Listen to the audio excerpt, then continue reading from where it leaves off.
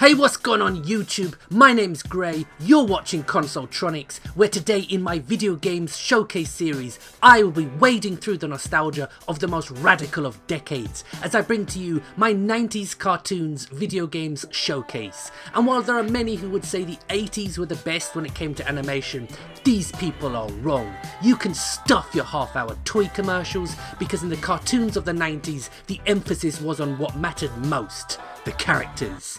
And we're going to start with two of my favourite characters, psychotic asthma hound Ren and his best mate, the nice but dim Stimpson J Cat, who together in the Ren and Stimpy show would spearhead a new wave of TV animation that wasn't built around toys or mass merchandising, but on a desire to push the boundaries of what had been seen before on TV.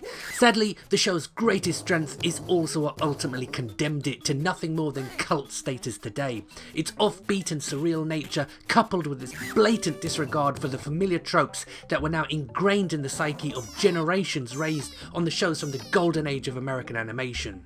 But while few look back at Ren and Stimpy with much fondness, its legacy will forever live on in the shows it inspired, like Duckman, Family Guy and Cow and Chicken. And we go from a love it or hate it show to a series that it seemed everybody but me took to their hearts, Rugrats. I'm going to be honest here folks, I loved Ren and Stimpy, but its stablemate from Nicktoons here, with its look who's talking, see the world through the eyes of a baby, was never a favourite of mine. But I've known for a long time that I was always in a minority thinking that. And this is the very first Rugrats video game running on the PS1, but many more games would follow from a show that ran from the early 90s to well into the millennium. It's hard to believe today, but back in the mid-1980s, Disney was in a real slump. The failure of animated movies like The Black Cauldron saw Disney instead turn its focus onto TV animation, in which they saw a real return to form with hit shows such as DuckTales, Rescue Rangers and Gummy Bears. However, with the 90s, the goalposts moved again, so Disney put into production Gargoyles. No talking teapots, no obnoxious comic relief characters. This was an attempt by the House of Mouse to tap into the fan bases of the Max and Aeon Flux.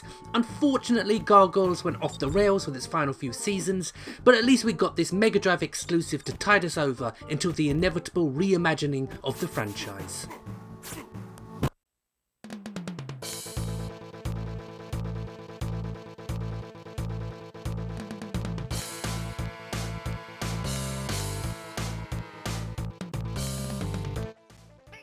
Yes folks, I know, you've never heard of it, but don't worry, you're not missing out on much. This was actually a decent stab at a Saturday morning action cartoon featuring feline protagonists, but probably more relevant is the even lesser known SNES offering which you see here, which I have seen traded amongst collectors for well over £300 boxed.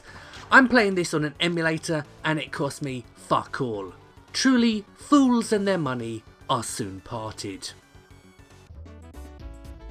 If I said to you that you needed to watch a show about a wallaby who works in a comic book store, who's best friends with a cow and is partial to a bit of jackhammer riding, many of you would try to have me sectioned under the Mental Health Act. That's because you haven't seen the quite brilliant Rocko's Modern Life. I mentioned that Ren and Stimpy went over the top with much of its material, but Rocko shows you can have that perfect balance between the weird and the expected. And this Super Nintendo offering, which is more puzzler than platformer, is well worth a look if you can ever track down a copy.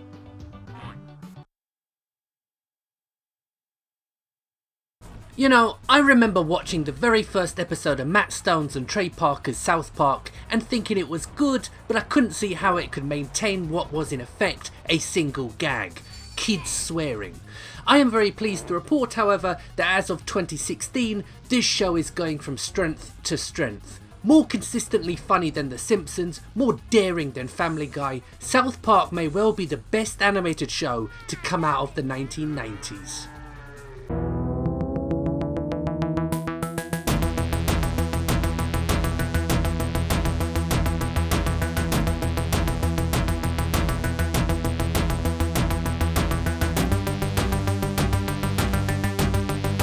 They say you should save the best to last, but unfortunately, Daria never had a video game.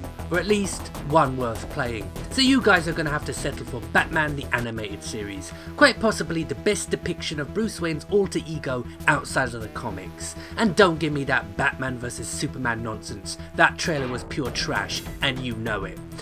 But back in the early 90s, riding the coattails of Tim Burton's seminal smash hit, the animated series would take everyone's favourite costumed crime fighter and really show that animation was more than just a genre for distracting children, but could be used to tell, at times, pretty dark storylines. But as usual, Robin would show up later and spoil everything. Well, this has been my look at some of the video games based on many of the great cartoons of the 1990s. And before you bring up the obvious exclusion, The Simpsons will be getting an episode all to themselves. So what did you think? And which 90s cartoon is your favourite? Was it Real Monsters? Or maybe you were a Mighty Max man? So anyway, my name's Gray, this has been my 90s cartoons video games showcase. Stay tuned for more and thanks for watching. Laters.